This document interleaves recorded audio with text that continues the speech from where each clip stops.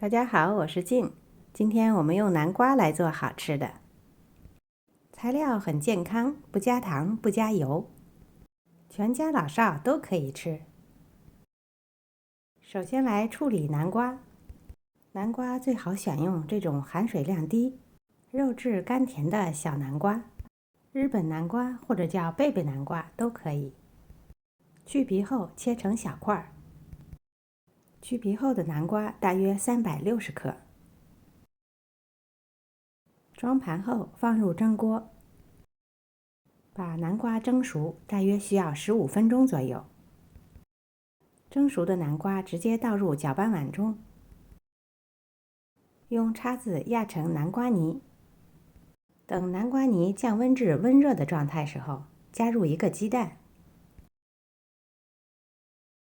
和南瓜泥混合在一起，然后加入3克酵母粉。如果喜欢，这时候可以加入蔓越莓干，没有蔓越莓干的也可以用葡萄干，和南瓜泥混合在一起。最后加入面粉，高筋或者中筋都可以。你可以根据南瓜含水量的不同，对面粉进行适当的调整。可以先预留一部分面粉。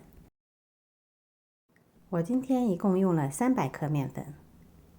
面糊不能太稀，感觉一下能搅得动，但是感觉非常吃力，这样的浓稠度就比较好。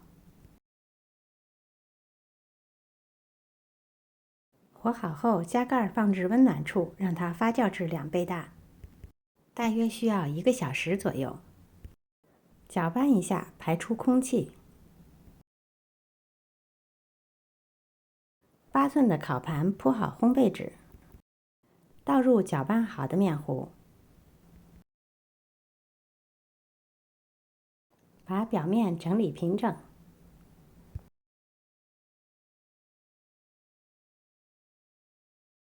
然后加盖餐巾布，让它2次发酵。2发完成前要提前预热好烤箱至180度，正常的室温2发大约需要30分钟左右。最后在表面可以装饰一些葡萄干或者是蔓越莓干，送入预热好的烤箱，180度烤30到35分钟左右。这款面包上色不需要太重，所以烤至10分钟的时候可以加盖锡纸继续烤。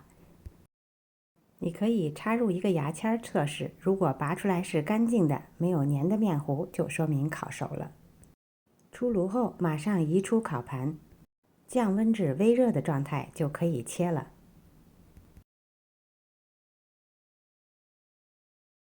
烤好的状态应该是像这样，布满了密密麻麻的小气孔，中间的组织不湿黏，并且非常的有弹性。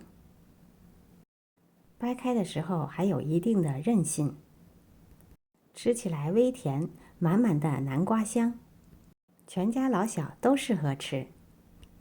今天的视频就到这里了，谢谢您的收看。如果喜欢我的视频，别忘了点赞、分享和订阅我的频道哦。我是静，我们下次再见。